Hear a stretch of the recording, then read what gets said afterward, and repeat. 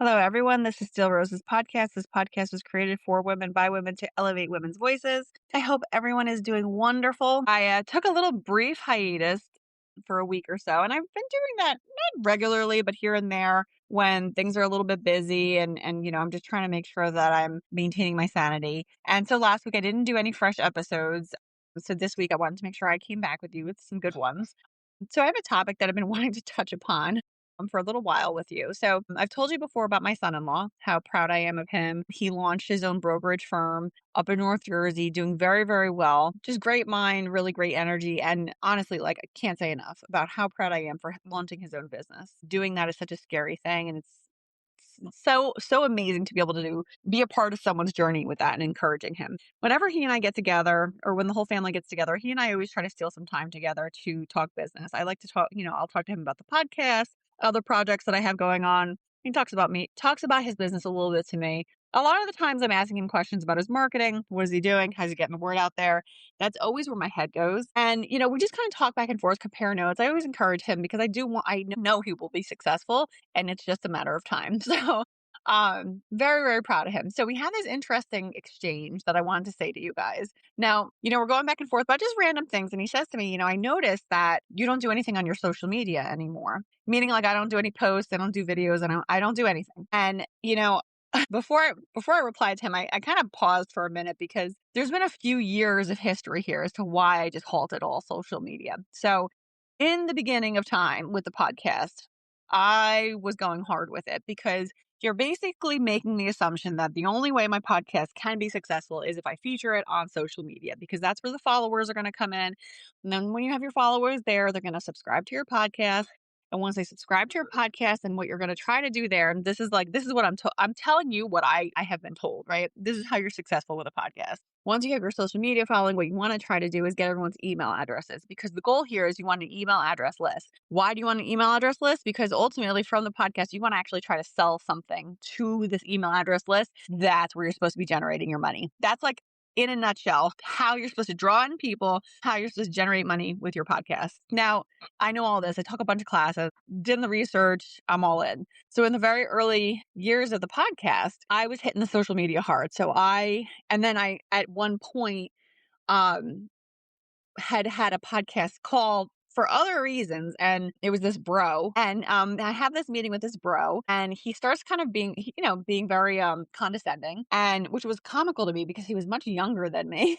I was trying to figure out, I was like, where do you get the audacity to act like this? And then in the engagement, in the conversation with him, he says to me, well, the only way you're going to be able to make money is if the only way to get a social media following and make money is if you're posting, 6 to 8 times a day or 5 to 10 times a day. It was something ridiculous where I was like, to the point where I was like, I have a job. Like, there's no way I'm posting that much. But it still made me paranoid, right? So from there, I really stepped up to social media and I started doing like 3, 4 posts a day, but it was every single day. I had a post happening every single day. So where am I getting this from, right? So beyond the posts every single day, for every podcast episode where I was having guest episodes before, I would create content for that particular episode. So it wasn't just podcast promotion, but it was episode specific promotion. So for every episode, there was 15-minute prep meeting. There was an hour-long recording. From that hour-long recording, there was about 30 to 45 minutes of editing. And then from the editing, and I have my final file, I'm generating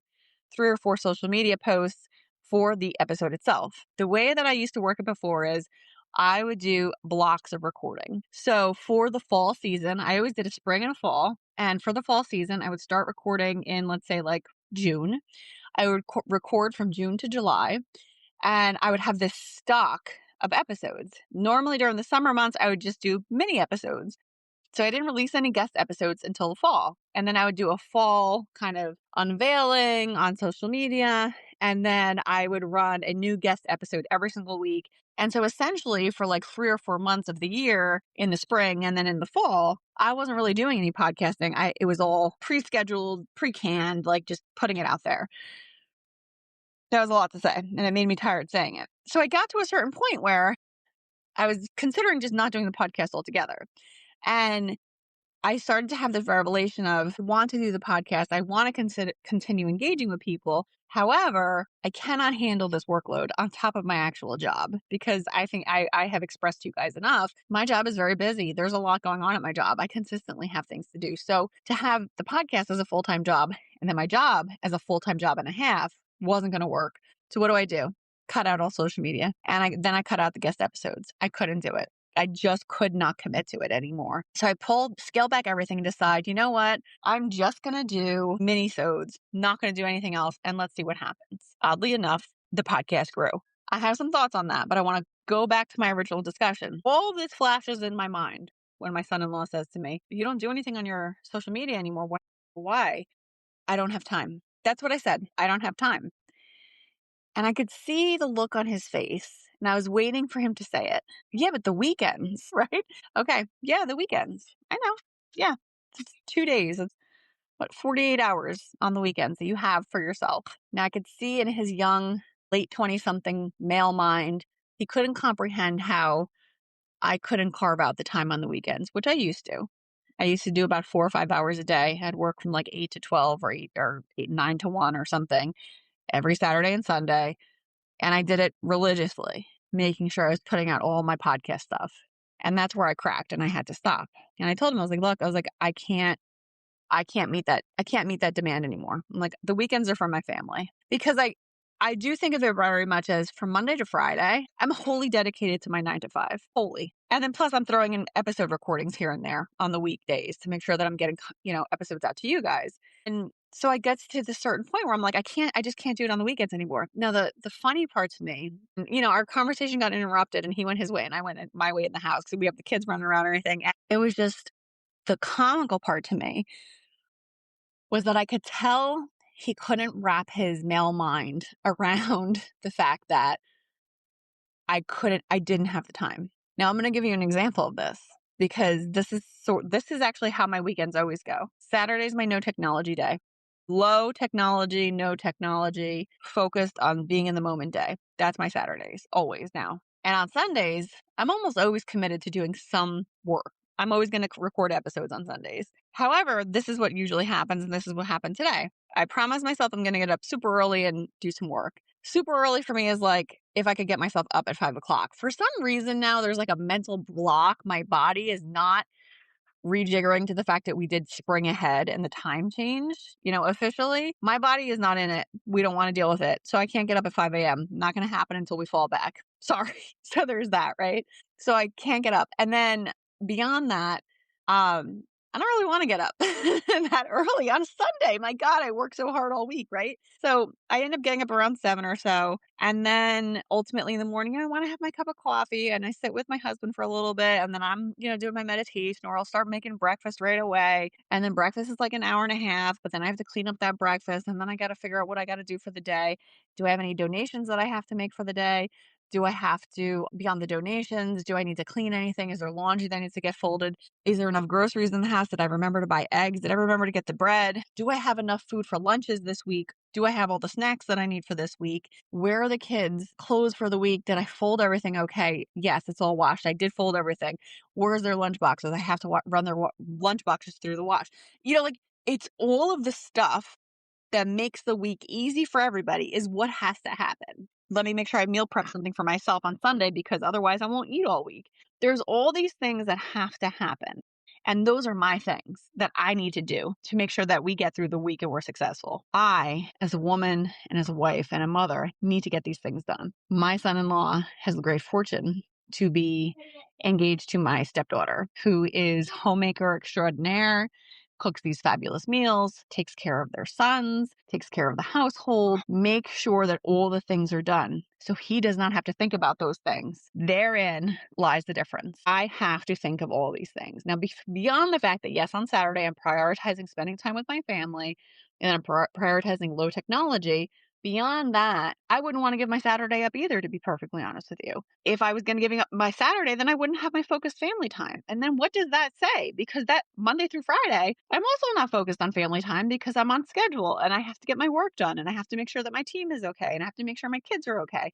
And it's not about fun. It's about staying on track to get through the week so I can hit the weekend and actually spend time with everybody and appreciate everybody. It's a massive, massive shift to be able to do everything that I do and focus the way that I do and not lose that time, because that to me is the most important thing at this point. I've spent so many years focused on my job and focused on growing my career that I lost time and I missed things. I missed them learning to swim. I missed the first time they jumped off the diving board. I was in my office. There's stuff that I wasn't present for. I missed it because I was working. And you get to a certain point where you do make a decision. Am I going to continue at this pace or am I going to pull back? Not everybody pulls back and there's no judgment there. For me, this was the best route. And so when I saw the look of confusion on my son-in-law's face, because he knows and I know if I was working this podcast the way that I used to, it'd probably be growing really quickly. It'd probably be doing different things, perhaps. I don't know. But I had to pull away. Now, the interesting thing here, and I'm going to circle back to this now, is that I pulled out the guest episodes and I pulled out all the social media, and the podcast grew so fast after that. And the only thing I could think of is that the reason it grew so fast after that, and the reason I got so many more listeners, is because the content is real. It's coming from my gut. It is very much things that I think are hitting in the moment that you need to hear.